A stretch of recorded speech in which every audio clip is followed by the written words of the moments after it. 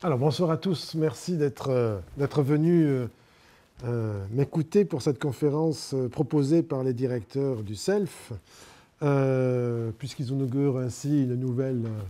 comment dirais-je, cycle de conférences dans le séminaire général. Et donc, ils ont eu la bonne idée de choisir l'actualité, à savoir la publication il y a 2 mois de ce petit livre sur Molière, qui est une biographie. Et donc, le sujet que j'ai proposé,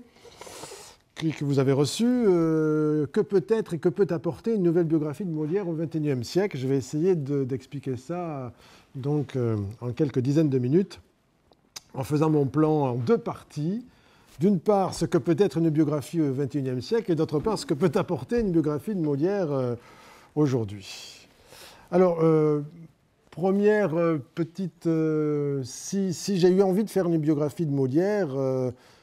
c'est pas seulement parce qu'on m'a proposé chez Gallimard de faire une biographie de Molière, c'est aussi parce que la démarche était un peu la même que celle qui s'est passée pour Racine, c'est-à-dire qu'après avoir fait l'édition de la Pléiade de Racine, qui est parue en 1999, j'ai enchaîné sur une biographie de Racine, donc, qui est apparue en 2006, un peu grosse pour qu'elle se vende aussi bien que celle de Molière, mais voilà, tout dépend de l'éditeur que vous avez. Si vous en avez un éditeur qui vous laisse la bride sur le cou,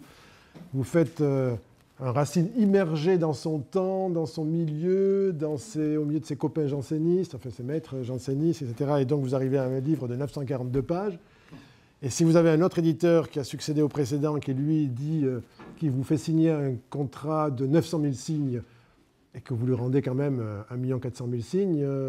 il estime qu'il a des chances de le vendre plus. Et de fait, ça se vérifie tous les jours, même si, évidemment, Molière est d'une autre attractivité aujourd'hui, où l'ensemble de notre littérature française est en train de disparaître dans un pan d'oubli ou muséal, et donc Molière est un des seuls qui survit. Et ceci explique aussi cela. Alors pourquoi éprouver aussi le besoin de faire une biographie après avoir fait une édition de la Pléiade? C'est que dans les 2 cas,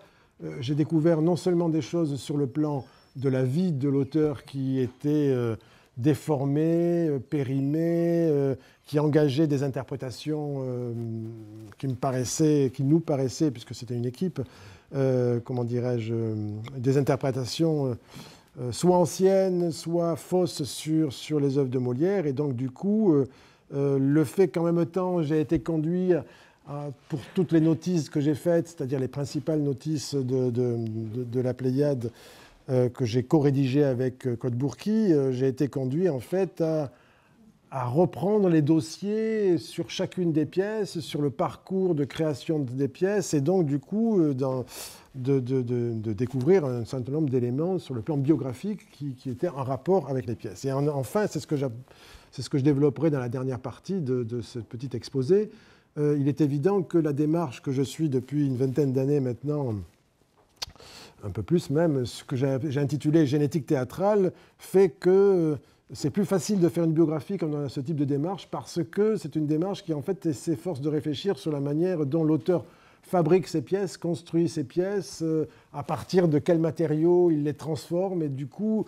surtout pour un auteur, et ça va être un des premiers points de mon développement, surtout sur un auteur dont on ne possède rien, ça permet de fabriquer une biographie intellectuelle et artistique sur cet auteur, et c'est ça qui m'a intéressé. Alors, après cette petite présentation, le premier point, ce que peut être une biographie au XXIe siècle. Je commencerai par ce que ça ne peut plus être, parce qu'en fait, si il y a tant de choses fausses que j'ai découvertes au cours de ces 20 années dernières, pendant lesquelles j'ai travaillé presque que sur Molière, c'est que les premières vies de Molière, il y en a 3 en fait. Bon, il y en a une principale qui est celle qui a tout tordu pour toujours, qui est celle de Grimaret, mais il y en avait déjà une qui faisait l'ouverture de l'édition des œuvres de Molière en 1682, qui est attribuée sur la foi d'une petite remarque dans le recueil de Tralage à Lagrange, le bras droit de Molière et l'acteur de sa troupe, puis de la Comédie Française, et un autre inconnu pour nous qui s'appelle Jean Viveau, Et donc,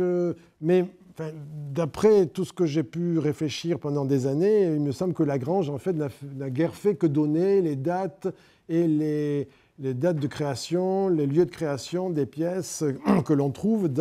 qui rythment l'édition de 1682. Et je ne vois pas que ce soit lui qui ait rédigé la préface en forme de vie qui ouvre cette édition, dans la mesure où elle obéit tellement à la règle de rhétorique de l'éloge, et du coup en instillant déjà des choses fausses, que comment dirais-je, c'est probablement pas de quelqu'un qui a connu intimement Molière, parce que sinon il aurait su que, ne serait-ce que pour prendre un exemple, que le fait d'avoir expliqué qu'il avait fait ses études au collège de Clermont avec le prince de Conti, ils avaient 7 ans d'écart, même si le prince de Conti a brûlé les étapes parce qu'il était brillant et qu'il était prince, et que l'engagement des précepteurs faisait qu'ils allaient plus vite. Malgré tout, 7 ans d'écart, on ne voit pas comment il a pu suivre toutes ces classes en même temps, puisque Molière, en fait, finissait ses deux classes de philosophie, lorsque l'autre commençait à peine ses classes de grammaire. Donc il y a un certain nombre de choses. De même, il y a une très belle scène qui ouvre et qu'on a toujours repris, qui ouvre cette vie de Molière dans l'édition de 1682, qui est la première représentation solennelle de la troupe devant Louis XIV, la cour, les comédiens de l'Hôtel de Bourgogne, dans la salle des gardes du Louvre, et qui, en fait, quand je suis revenu là-dessus, que j'ai regardé tout ce qui se passait, c'est-à-dire les sources dont je vais reparler tout à l'heure, les sources dont on peut se servir, et dont certaines racontent très précisément tout ce qui concerne le roi, le moindre événement du roi et de monsieur, surtout en septembre-octobre 1658, je vais expliquer pourquoi, était scruté à la loupe par les gazettes, et le fait que cet événement-là, qui aurait dû être un grand événement, puisque on aurait monté une scène dans la salle des gardes pour toute la cour de la troupe de Monsieur Frère du Roi présentée au roi. Ça devait faire l'objet d'un entrefilet au moins, si ce n'est dans la Gazette, dite ensuite Gazette de France, du moins chez un des gazetiers qui rendait compte de tous les faits et gestes, et du roi et de Monsieur. Et là, il n'y a strictement rien.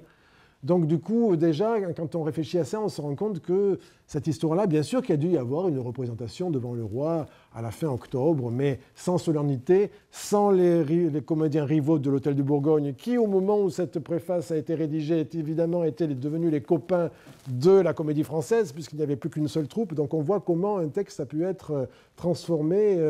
et comment c'est devenu une sorte de récit de fondation pour le père fondateur de la Comédie Française. Je répète que cette édition, c'est celle de 1682, donc la première grande édition de Molière qui comprend d'ailleurs 2 volumes d'œuvres posthumes. Donc ensuite, la deuxième texte biographique sur Molière, c'est un texte de Charles Perrault dans le fameux double volume qui s'intitule « Les hommes illustres qui ont vécu de notre temps », où j'oublie l'intitulé exact, en tout cas c'est « Les hommes illustres », et dans lequel il y a un tissu d'anecdotes de la part de Perrault qui a quand même assez bien connu Molière à travers le fait que Perrault étant le bras droit de Colbert pour tout ce qui était les affaires culturelles et certaines fêtes, etc., il a bien sûr fait plus que croiser Molière, et là c'est un recueil, un tissu d'anecdotes du type quand il a voulu devenir comédien, bon, il a fait les meilleures études qui soient, point. Ensuite, quand il a voulu devenir comédien, évidemment son père il n'était pas d'accord et il a envoyé son ancien maître, son ancien précepteur pour le dissuader de ça. Et le résultat, c'est que le précepteur s'est fait comédien au lieu de convaincre Molière de renoncer à être comédien. Je veux dire, on voit très bien. Et donc, c'est ça. Et puis arrive en 1705 la vie de Monsieur de Molière, qui est celle de Grimaret. Et là, cette vie, en fait, on s'aperçoit qu'elle aussi, elle obéit. Elle est encore la dernière trace d'un mode d'écriture des biographies qu'on appelait les vies. Et le mode d'écriture des vies, c'est un mode d'écriture qui remonte à l'Antiquité et qui ressortit à un genre rhétorique qui s'appelle la rhétorique de l'éloge. Et la rhétorique de l'éloge, en fait, ne cherche pas à savoir exactement ce qu'a vécu l'homme dont on va faire l'éloge, mais à recueillir des éléments clés qui permettent de magnifier le parcours du personnage dont on va faire le récit. Et c'est bien ainsi, en fait, que c'est la raison pour laquelle on ne peut pas reprocher à ce pauvre Grimaret que je déteste, hein, comme chacun sait, mais on ne peut pas reprocher à ce prof Grimaret d'avoir fait quelque chose qui était au détriment de Molière, dans la mesure où pour lui, enquêter sur des documents, interroger des témoins, etc., ça ne faisait pas partie de l'écriture de Neuville. En revanche, ce qui faisait partie, parce qu'on est au début du XVIIIe siècle, ce qui faisait partie pour lui de la nouveauté de l'écriture du Neuville, c'était d'introduire le XVIIIe siècle, la fin du XVIIe, peu du XVIIIe siècle, c'est celle qui veut que dans l'histoire, il y ait les dessous de l'histoire, et donc le petit fait vrai, et donc du coup, c'est ainsi qu'apparaissent en fait quantité d'anecdotes qui vont, comment dirais-je, transformer ce qui aurait pu être un simple discours d'éloge, une vie traditionnelle, en une vie qui a l'apparence de l'authenticité. Et donc, inutile de dire que la plupart, enfin, toutes les anecdotes que j'ai pu, qui ont été prises pour argent comptant au début, ont été progressivement contredites, et quand je dis progressivement, c'est-à-dire à partir du XIXe siècle, lorsque les premiers chercheurs amateurs, érudits, ont commencé à aller dans les archives pour savoir quand était né Molière, quand est-ce qu'il s'était marié, etc. Et à mesure que les chercheurs ont fait des découvertes, eh bien, tout s'écroulait. Je veux dire qu'on s'apercevait que Molière n'est pas né sous les piliers des Halles parce que son père a acheté la maison sous les piliers des Halles dans les années 40. Et donc, quand il est né, c'était au coin de la rue Saint-Honoré, de l'actuelle rue Sauval, là, dans un immeuble qu'on peut imaginer, parce qu'il a été détruit au XIXe siècle, mais reconstruit sur le même modèle. Et que son grand-père maternel ne s'appelle pas Boudet, mais Cressé, parce que Boudet, c'était le nom du futur beau-frère de Molière, donc il se trompe là aussi, etc. Enfin, il y a, une fois que les moliéristes qui ont créé cette revue qui s'appelle Le Moliériste à la fin du XVIIe siècle, du XIXe siècle sont passés par là, il ne reste plus une seule pierre du récit de Grimaret. Mais le problème de Grimaret, c'est que il remplace quelque chose, et c'est le problème de quiconque qui s'intéresse à une biographie d'un auteur ancien, et ça a été encore plus le cas des biographes, des auteurs de vie de l'Antiquité. Bon, comme j'ai expliqué, leur méthode faisait que ça ressortissait à la rhétorique, et donc ils n'avaient pas besoin d'enquêter, mais ils n'auraient pas pu enquêter parce qu'il n'y avait rien. Sur Molière, il n'y a pas grand-chose. Mais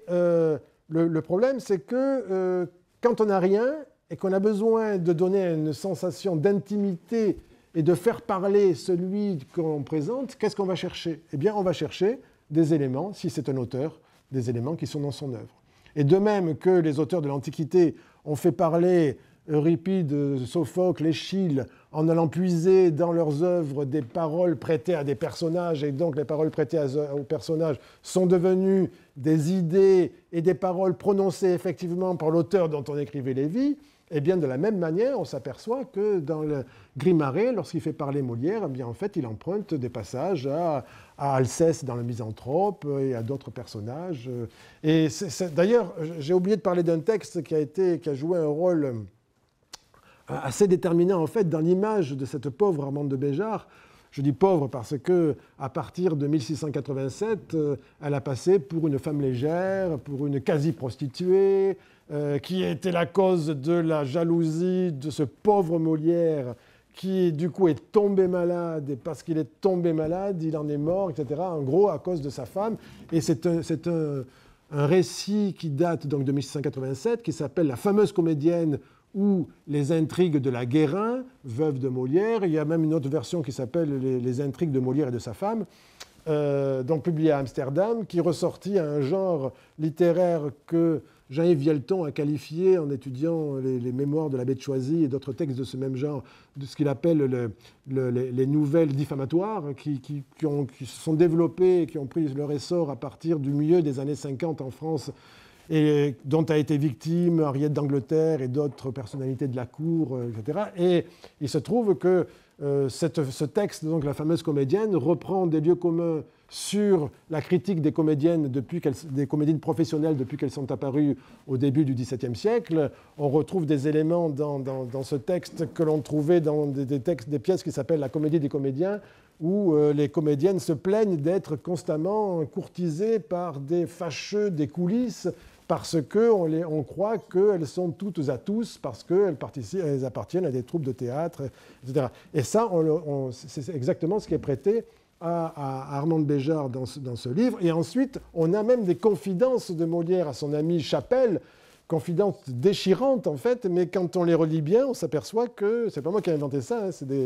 c'est des anciens élèves devenus des collègues qui l'ont découvert, que en fait, c'est tout simplement des passages repris quasiment textuellement et transformés en prose, de passages du Misanthrope, donc les plaintes. Alors évidemment, le problème de ça, c'est qu'après, ça réagit sur l'interprétation, d'où la volonté de faire une biographie qui fasse table rase, je vais revenir là-dessus. Ça réagit sur l'interprétation, puisqu'on s'est mis à interpréter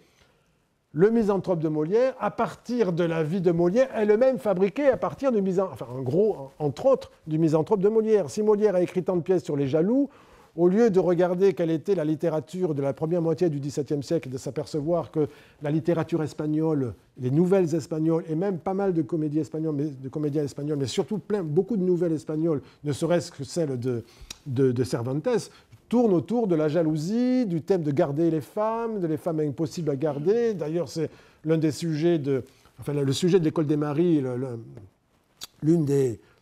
Parce que Molière a croisé deux sujets qu'il a imbriqués ensemble dans l'école des maris. L'un des sujets, c'est il est impossible de garder une femme. Et ça, c'est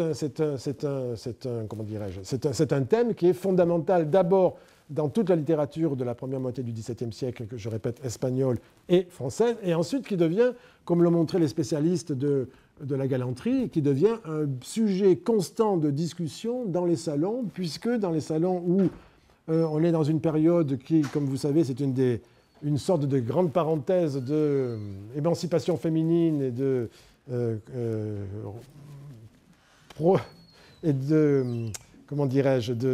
mise en avant de l'égalité des sexes. Beroald de Verville, c'est bientôt, c'est quelques années plus tard, et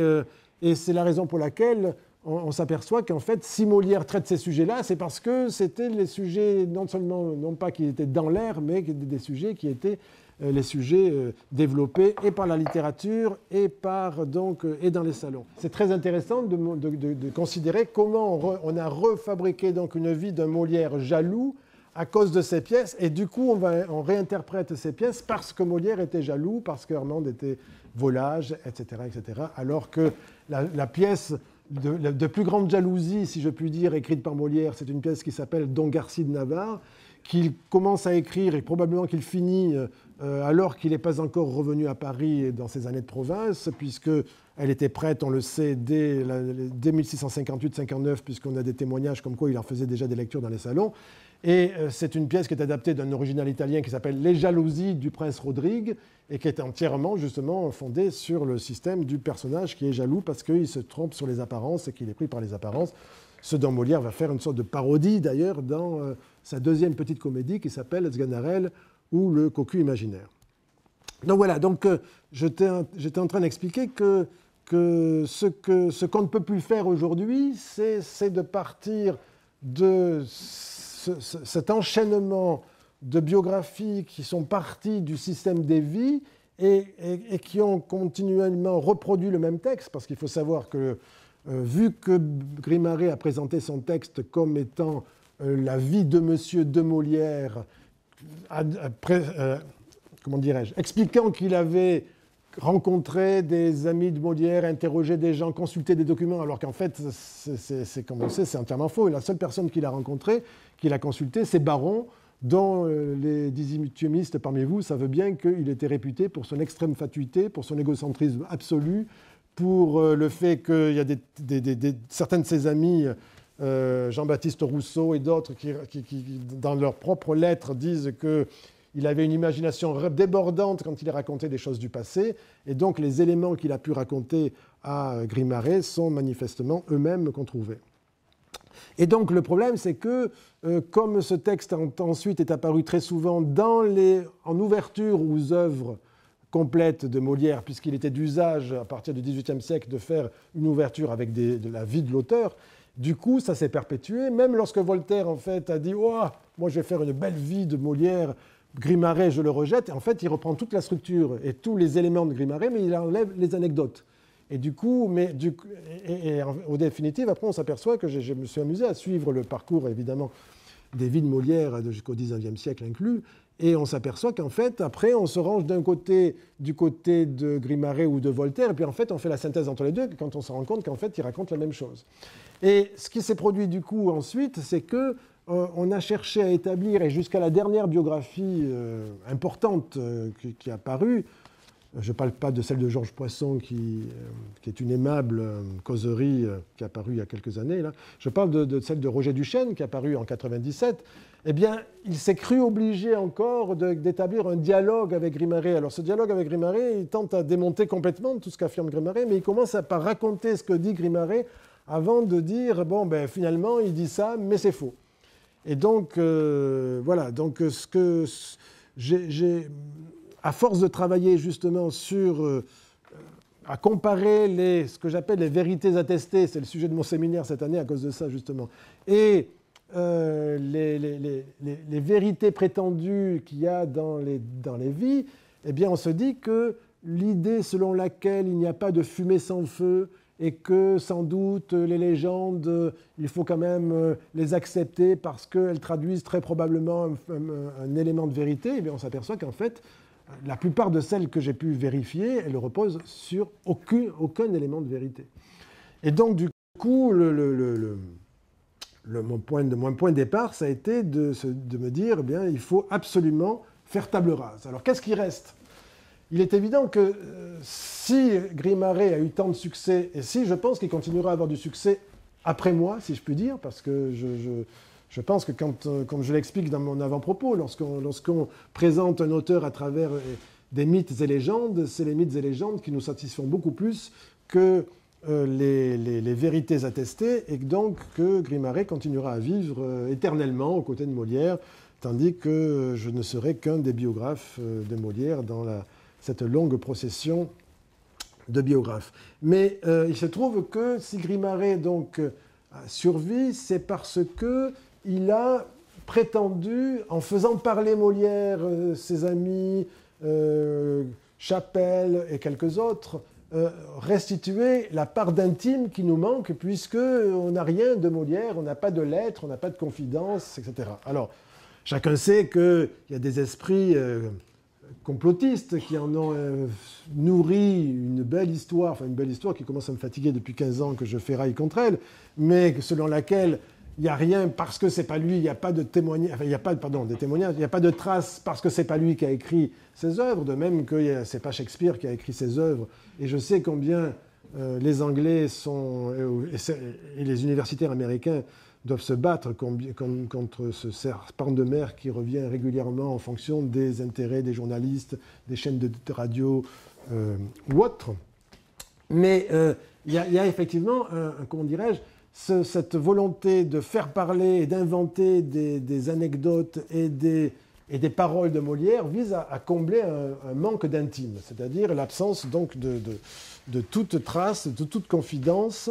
Donc, qu'est-ce qui reste à faire ? Eh bien, il s'agit d'essayer de reconstruire une biographie que j'appelle archéologique, c'est-à-dire archéologiste au sens où je me suis efforcé de partir des textes qui existent. Et les textes qui existent, c'est d'une part l'œuvre de Molière dans laquelle, grâce à ma démarche de génétique, on peut arriver à reconstituer une biographie intellectuelle et artistique, ce dont je parlerai dans la deuxième partie, dont je m'approche d'ailleurs, de cet exposé. Et d'autre part, il y a des éléments à travers lesquels on peut arriver à reconstituer un parcours grâce à suffisamment de documents archivistiques, des témoignages, des relations de gazettes qu'on a pendant longtemps pas pris garde. Alors évidemment, les gazettes, c'est quelque chose qu'il faut utiliser avec les plus extrêmes précautions, parce que quand vous lisez que telle actrice est une enchantrice, alors, vous comprenez en fait que c'est pas parce qu'elle était vraiment une enchanteresse et qu'elle faisait tourner les têtes de tous les spectateurs, mais c'est parce qu'évidemment la rime de ces vers burlesques ces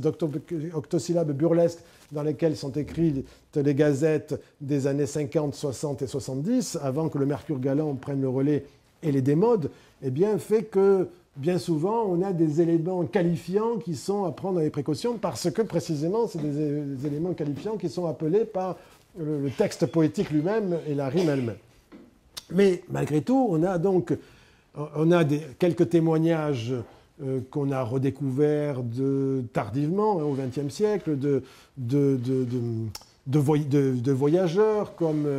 Huygens, le savant Huygens de Hollande, comme Bayle de l'autre côté, comme un diplomate prussien dont le nom m'échappe à l'instant, mais qui nous permet de savoir exactement ce qui a été joué dans les années 62, 63, 64, 65 dans les théâtres parisiens, qui nous donne beaucoup d'informations, notamment le fait, par exemple, que les Italiens jouaient presque chaque année un festin de pierre sur le théâtre du Palais Royal, et que juste l'année où précisément ils rentrent en Italie pendant 1 an et demi, eh bien, ça tombe bien, c'est le moment où Tartuffe a été interdit, où on cherche un bouche-trou, et du coup, on va prendre le succès assuré, qui est celui de la pièce des Italiens, qui est le Festin de Pierre. Ceux d'entre vous qui ne le sauraient pas, le Festin de Pierre, c'est une pièce qui, après la mort de Molière, va être rebaptisée Don Juan ou le Festin de Pierre. Donc, on a ces éléments-là, et évidemment, on a un texte fondamental, on a quelques registres. Alors, on a des textes fondamentaux qui sont les textes qui viennent directement des théâtres. On a conservé 3 registres de contes, ce qui est un miracle parce que ceux de l'Hôtel de Bourgogne ont tous disparu, ceux du Marais ont tous disparu. Ce qui est étonnant pour l'Hôtel de Bourgogne, puisque ayant fusionné avec la troupe de Molière, ils auraient pu sauver aussi à la Comédie Française. Mais je pense que c'est tout simplement parce que les comédiens de l'Hôtel de Bourgogne en 1680 sont venus au théâtre Guénégaud où était la troupe de Molière à ce moment-là, et que les archives étaient là et sont restées, alors que l'Hôtel de Bourgogne est passé à ce moment-là entre les mains, si je puis dire, des comédiens italiens. La comédie italienne s'est installée à l'Hôtel de Bourgogne, et du coup, les archives de l'Hôtel de Bourgogne, elles sont restées là, elles ont été détruites, etc. Mais toujours est-il qu'on a 3 livres de contes, et surtout, on a un texte formidable qu'on a appelé, depuis qu'on l'a découvert au XIXe siècle, le registre de Lagrange, et qui en fait, que Lagrange lui-même intitule « Extrait des recettes du théâtre depuis Pâques 1659 jusqu'à aujourd'hui », ou jusqu'à, je ne sais pas quoi, parce qu'il meurt en cours de route. Et donc, alors ce texte qu'on a longtemps pris pour un relevé au jour le jour des pièces, enfin des séances, en fait, on voit bien, vu le nombre d'erreurs qu'il y a, vu le titre d'ailleurs, extrait des recettes du théâtre, c'est un extrait qu'il a fait, vu le fait qu'il y a des pages entières d'une même encre, d'une même écriture, vu le fait qu'il se trompe sur la date de la mort de Gros René, qui est un membre de la troupe, enfin d'une semaine, donc il ne pouvait pas, il se trompe sur la date de la mort du père de Molière, et donc il y a plein d'éléments, on voit bien que ça a été rédigé après coup. Et mais malgré tout, enfin, nous, ce qui nous intéresse, c'est pas le fait que ce soit au jour le jour ou pas, c'est le fait qu'il est parti en fait des registres, des livres de contes qui rapportaient, on le sait grâce aux 3 livres de contes qui ont été conservés, une page par matinée théâtrale. Donc on a une page avec la date, le titre de la pièce, la recette. Dans certains registres de contes, à partir des années 70, on a le nombre de spectateurs même, la recette, la division de la recette par le nombre de parts, donc la part qui revient à chaque comédien, et puis la liste des frais, les frais qui sont retirés de la recette globale avant que tout soit divisé pour former les parts d'acteurs et éventuellement, lorsqu'il s'agit d'une création, les 2 parts d'auteur. Et grâce à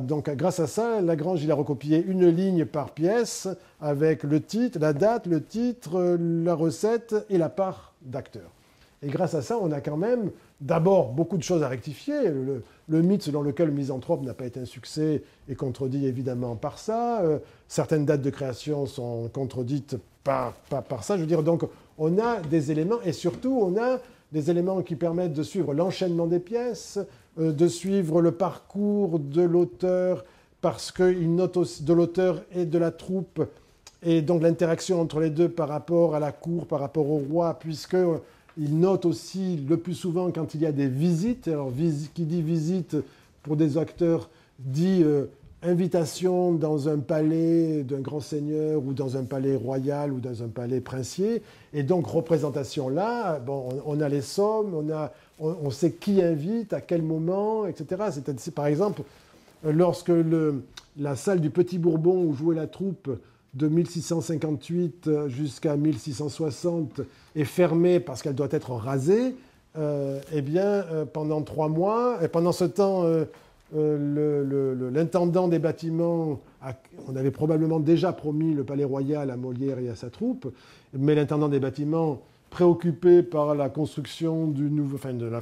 la réfection du Louvre, la table rase de tous les bâtiments qui sont aujourd'hui, qui représentent l'esplanade entre la colonnade du Louvre et l'église Saint-Germain-l'Auxerrois, tout ça, bon, il n'avait pas fait refaire. Donc le Palais Royal était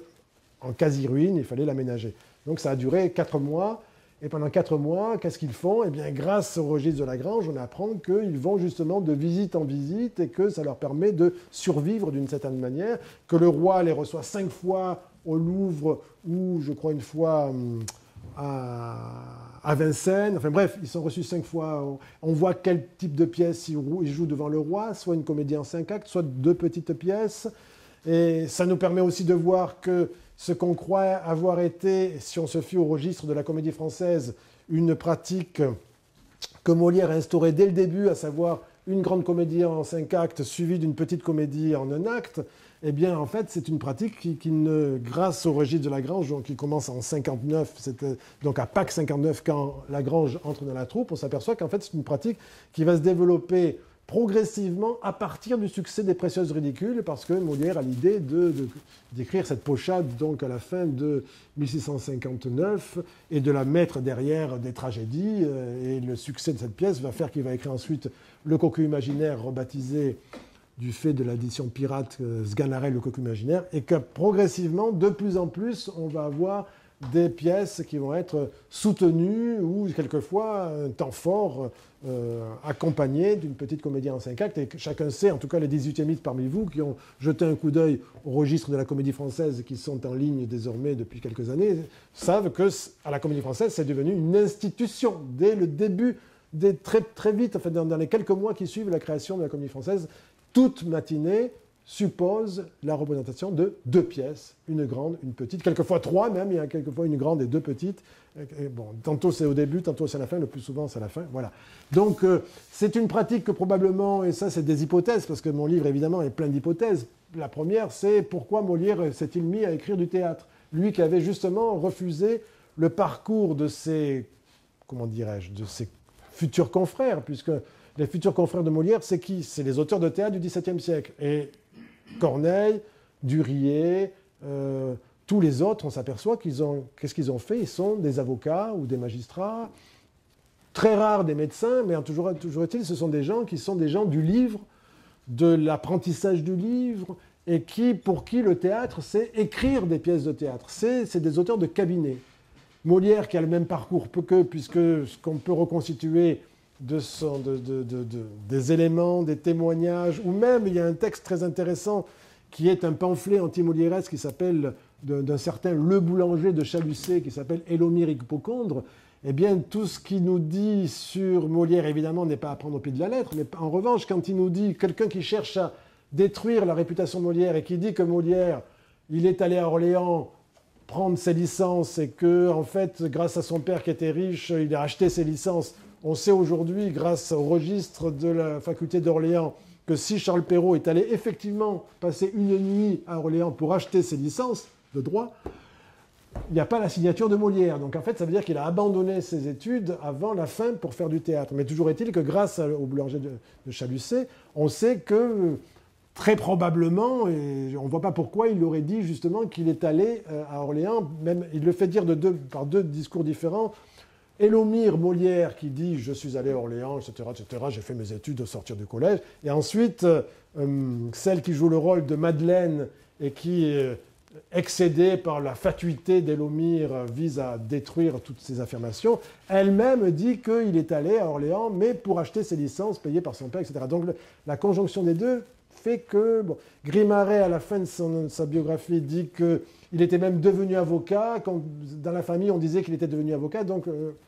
il est probable qu'il a fait les études de droit. Sauf que, en 1643, au lieu de devenir avocat ou de chercher à être magistrat, puisque, vu l'aisance sociale de son père, qui était, en tant que tapissier à la chambre du roi, le haut du panier, des bourgeois commerçants de Paris, il était appelé à devenir, comment dire, selon une trajectoire sociale qui est que la famille s'est enrichie et désormais l'aîné des enfants peut faire autre chose, accéder à un statut plus élevé que le reste de la famille. Mais comme a dit Sartre à propos de Flaubert,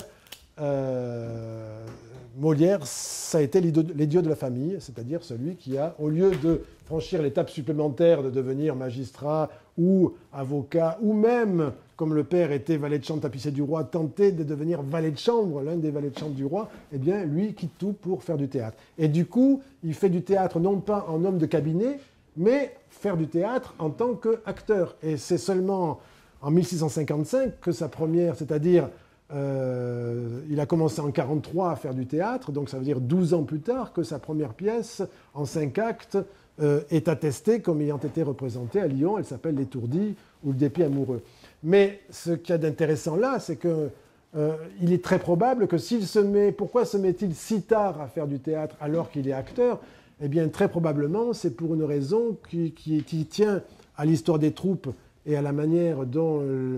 à l'histoire des troupes de campagne. C'est que comment voulez-vous, quand vous arrivez dans une grande ville comme Lyon, où on sait que de nombreuses troupes de campagne se croisaient, et notamment c'était l'un des ports d'attache de la troupe de Molière dans les années 1650, comment faire en sorte qu'on puisse se distinguer de l'autre troupe qui vient d'arriver, ou des deux autres troupes qui viennent d'arriver, dans la mesure où on a tous le même répertoire. Toutes les troupes ont le même répertoire. C'est Corneille, c'est Rotrous, c'est Tristan l'Hermite, etc., etc. Et donc, comment faire que l'affiche va appâter l'éventuel public? Eh bien, évidemment, quand on a la chance d'avoir, et je pense que presque tous, il y a toujours un comédien qui a un petit don de plume, et qu'est-ce qu'ils font? Ils écrivent une petite pièce en un acte qui colle, comme va faire après Molière, va l'institutionnaliser progressivement dans les années 60, qu'ils collent à la suite du spectacle, et qu'ils peuvent annoncer, hein, c'est comme ça qu'ils annoncent sans doute... on va jouer Cinna de Corneille avec La jalousie du barbouillé de Monsieur de Molière, etc. Et donc, c'est partir de là que... Alors, les autres, on le sait, certains faisaient pareil, puisqu'il y a un auteur, un acteur-auteur, chef de troupe, qui a à peu près le même parcours que Molière, qui s'appelle Dorimon, Nicolas Drouin, sieur Dorimon, donc dit Dorimon, qui, après un séjour à Paris, pendant que la troupe et le théâtre étaient fermés, justement, dont j'ai parlé tout à l'heure, à la fin de 1660, parce qu'on a rasé le Petit Bourbon et que la salle du Palais Royal n'était pas encore prête, il y a justement la troupe de Dorimon qui vient rue des Quatre Vents, dans un jeu de pommes rue des Quatre Vents, où il joue pendant quelques semaines. Et c'est à cette occasion que l'un des libraires parisiens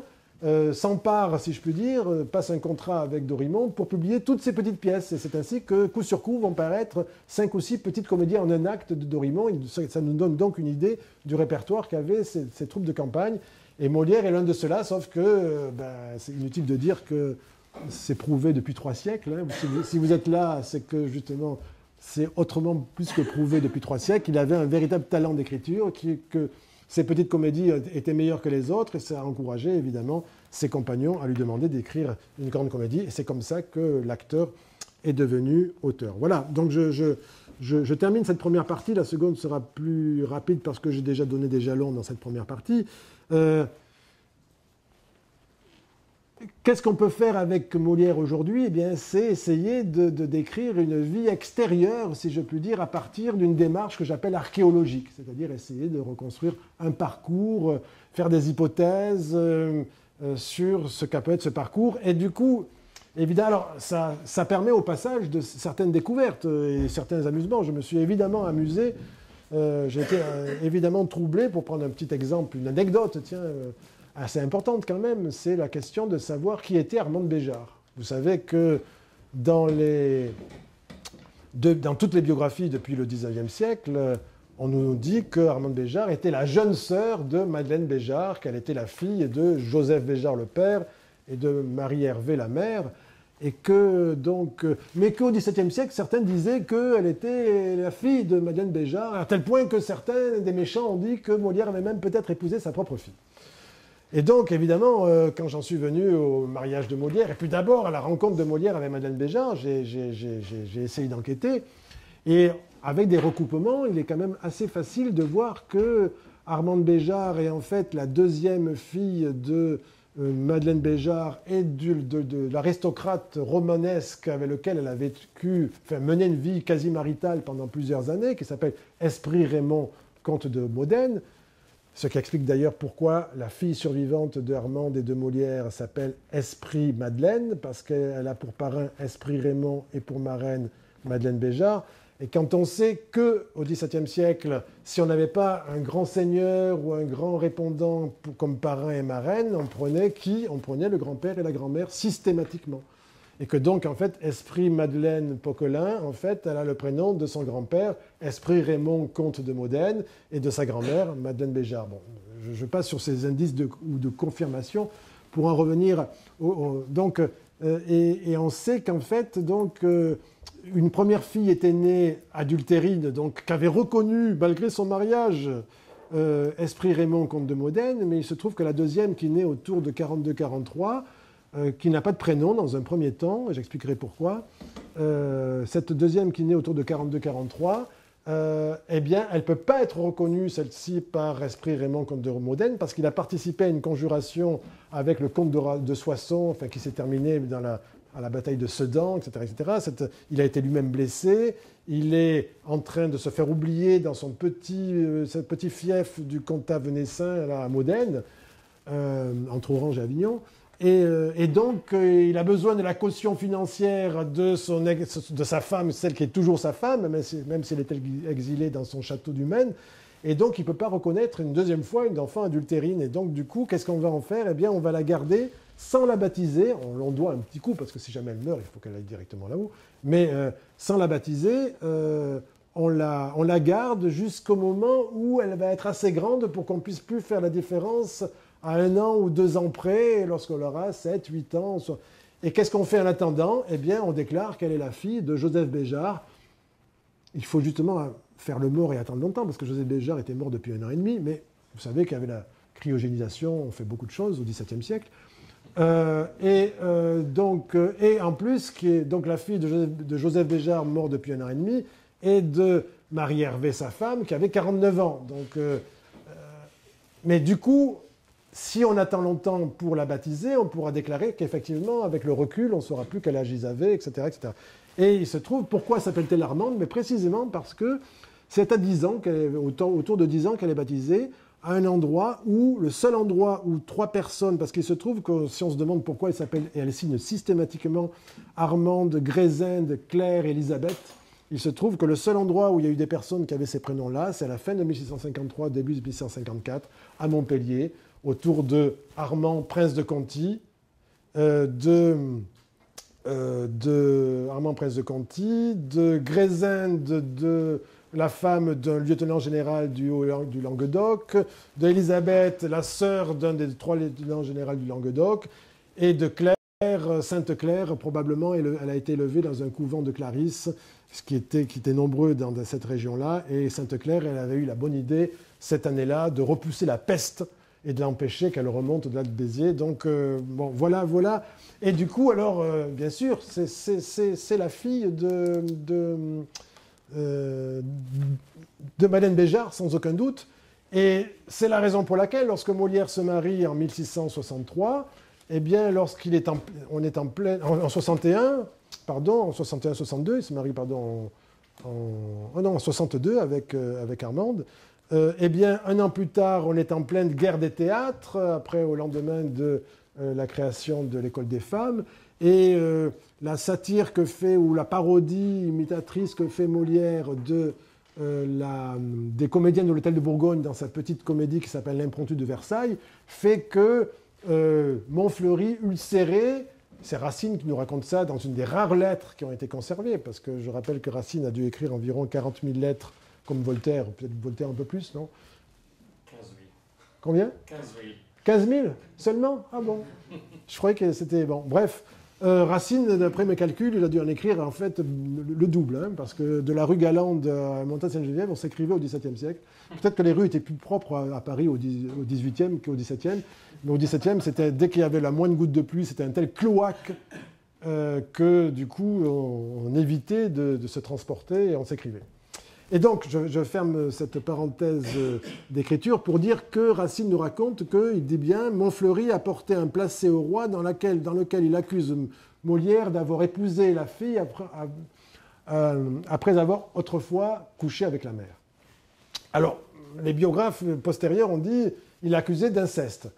Que l'arrière-pensée, la plaisanterie d'inceste ait été faite, bien sûr. Mais il est évident qu'on ne voit pas comment Montfleury, qui n'avait aucune audience auprès du roi, si ce n'est d'être un grand acteur, etc., mais qui n'avait aucune audience à la cour, pouvait oser accuser d'une chose aussi violente, et donc qui pouvait être dénoncée comme calomnieuse, puisque la chose était évidente pour les gens qui savaient que ça ne pouvait être que de la calomnie, auprès de Louis XIV. Non, en fait, ce que faisait Montfleury, c'est d'avoir accusé Molière d'avoir contrevenu aux exigences du droit canon issu de la Bible et de l'Évangile, qui était qu'on ne peut pas épouser une femme qui est la fille de quelqu'un avec qui on a eu une vie maritale ou avec qui on a été marié.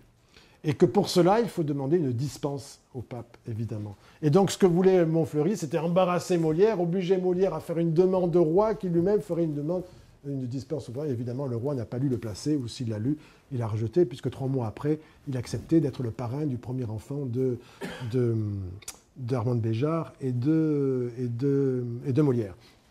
Donc, tout ça pour dire que, en revanche, ce qu'on lit, quand on lit tous les documents de l'époque, et notamment de ce point de vue-là, j'ai eu le grand plaisir de parcourir la totalité, bon, et grâce aux index, on peut aller vite, de la correspondance du médecin Guy Patin,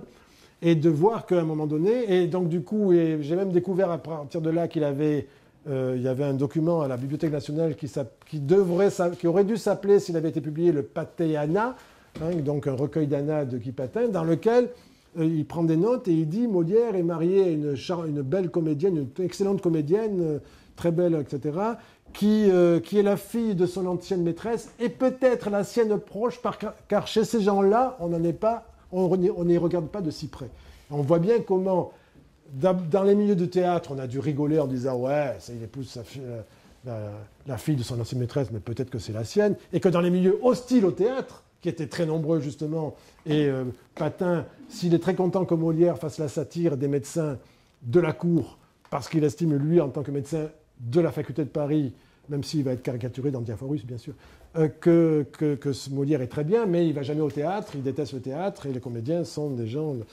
qui sont méprisables et dangereux. Mais du coup, on voit comment la plaisanterie a pu courir et comment se fabrique du coup, à partir de là, ce qui va devenir une fausse vérité à partir du moment où on va découvrir un contrat de mariage dans lequel il est dit que Molière épouse Armand de Béjart, qui est la fille de feu Joseph Béjart et de feu... Non, Marie Hervé, elle était toujours vivante, et de Marie Hervé, etc. Je passe rapidement, pour les 5 minutes qui restent, à... Il n'y a pas d'intime. Donc, ça ne peut être uniquement une biographie archéologique et une biographie intellectuelle et artistique.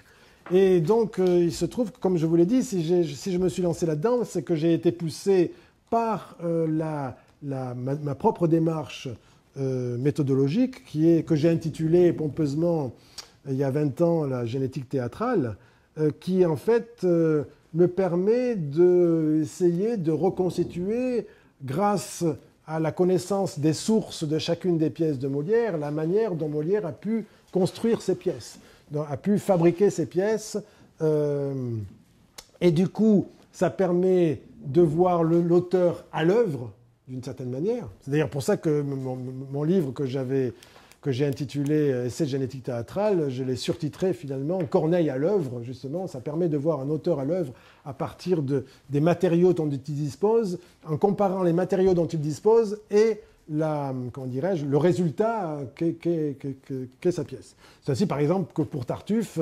il est facile de voir que la pièce en 3 actes qui a été la première version de Tartuffe, on peut l'imaginer, enfin en tout cas on peut voir, non pas sans imaginer ce qu'elle a pu être, mais on peut voir le point de départ de Molière quand il écrit Tartuffe, parce qu'il y a de nombreuses sources qui racontent comment un homme pieux recueille chez lui un saint homme, lequel tombe amoureux de la jolie femme de l'homme pieux, et se déclare à elle, elle le repousse une première fois, évidemment, elle lui dit, en lui disant que comme c'est un symptôme, il faut se mortifier et pas y revenir. Le symptôme, il se mortifie, mais malgré tout, l'appel de la chair fait qu'il y revient une deuxième fois. Et une troisième fois, elle se décide à le déclarer à son mari, qui ne la croit pas. Et finalement, donc du coup, il faut tendre un piège, etc. Ce schéma-là, on le trouve dans des textes narratifs, on le trouve dans des scénarios de commedia dell'arte, et on voit que c'est un schéma de pièce en 3 temps. Hein, et on comprend pourquoi Molière a écrit une pièce en 3 actes pour cela, puisque un premier acte dans lequel on met la situation en place, le deuxième acte où on a la tentative de séduction. Et évidemment, comme on est au théâtre, il faut faire tout ça, que ça se déroule en une seule fois. Donc le type, il n'y revient pas, mais donc il faut inventer un témoin, puisque évidemment, c'est pas la femme, une femme élégante, galante au XVIIe siècle, ne va pas dire tout de suite à son mari qu'elle a été entreprise par le symptôme qui vit chez eux. Et donc du coup, c'est la raison pour laquelle Molière invente un témoin qui est quelqu'un que le père doit croire, le mari doit croire, puisque c'est son fils. C'est pour ça que Molière choisit le fils, et qu'évidemment, il ne croit pas, et on retrouve... Voilà. Donc, tout ça pour dire, là, donc, ce que j'ai essayé de faire, c'est, premièrement, essayer de reconstituer l'enchaînement des pièces, montrer comment une pièce en appelle une autre, ou si elle n'appelle pas une autre, comment c'est le résultat d'une commande royale, et c'est là qu'intervient, évidemment, le rapport avec Louis XIV et avec Lully, parce qu'il est très intéressant, par exemple, pour donner un exemple, de voir que la première comédie de ballet de Molière qui s'appelle Le mariage forcé, est une comédie en fait qui... mariage forcé de qui? En général, le mariage forcé, c'est celui des jeunes filles avec des vieillards. Il se trouve là que ça va être le mariage forcé du vieillard avec la jeune fille. Parce que... Pour quelle raison? Parce que, en fait, dans toutes les pièces dans lesquelles la jeune fille doit épouser le vieillard, et comme vous savez, une comédie, à la fin, se termine par le mariage des jeunes amoureux. Donc le vieillard n'épouse jamais la jeune fille. Donc la seule pièce dans laquelle un vieillard, seule comédie dans laquelle le vieillard épouse une jeune fille, c'est celle qui doit se terminer par quoi? Par un charivari. Puisque selon le jeu, les mariages mal assortis étaient accompagnés de charivari. Or il se trouve que Lully s'était fait applaudir 2 ans plus tôt par justement avoir terminé un grand ballet de cour par un charivari. Et qu'il avait une version adaptée, une nouvelle version de ce charivari sous le coude. Et qu'on commande la mi-janvier à Molière et à Lully une petite pièce pour accompagner le carnaval, et pour le carnaval et pour accompagner, pour être en alternance avec le grand ballet de cour, dans laquelle, en plus, Louis XIV voulait danser enfin dans un costume d'Égyptien, donc de magnifiques costumes de bohémien, qui avait été préparé pour un ballet de cour 3 mois plus tôt, mais dans lequel il dansait 2 fois, il a renoncé à danser la 2e fois en bohémien, donc son costume était là, l'attendait. Donc Molière était, comment dirais-je, pressé par des éléments qui étaient, il devait concevoir une pièce qui devait se terminer par un charivari, et c'est là qu'il a eu l'idée, du coup, de concevoir une pièce qui se terminait par le mariage effectif du vieillard avec la jeune fille, mais évidemment, pour que ce soit une comédie, il ne faut pas que la jeune fille soit obligée d'épouser le vieillard. Donc il renverse la perspective, il fait en sorte que la jeune fille soit une coquette qui ne rêve que d'une chose, c'est d'être mariée à un homme riche pour pouvoir aller cocoter ici et là, avoir de beaux habits, être courtisée par des galants. Et évidemment, lorsque le vieillard qui a décidé, et c'est la raison pour laquelle Molière lui fait préciser qu'il a 60 ans, il est resté célibataire jusqu'à 60 ans, du jour au lendemain, de se marier pour faire souche, comme le futur monsieur de Bassouche dans l'école de femmes. Ben oui, c'est pour ça qu'il s'appelle monsieur de Bassouche. Pour faire souche. Et donc, du coup, lorsqu'il décide évidemment de se marier, il décide de se marier avec la jolie fille de son voisin, sans jamais avoir parlé avec elle, évidemment. Et lorsqu'il va parler avec elle, il va découvrir que c'est une coquette achevée, et que donc il ne faut surtout pas qu'il se marie. Et évidemment, il ne veut plus se marier, il veut rompre le mariage, mais évidemment, la famille ne l'entend pas ainsi, et donc lui offre le choix entre être battu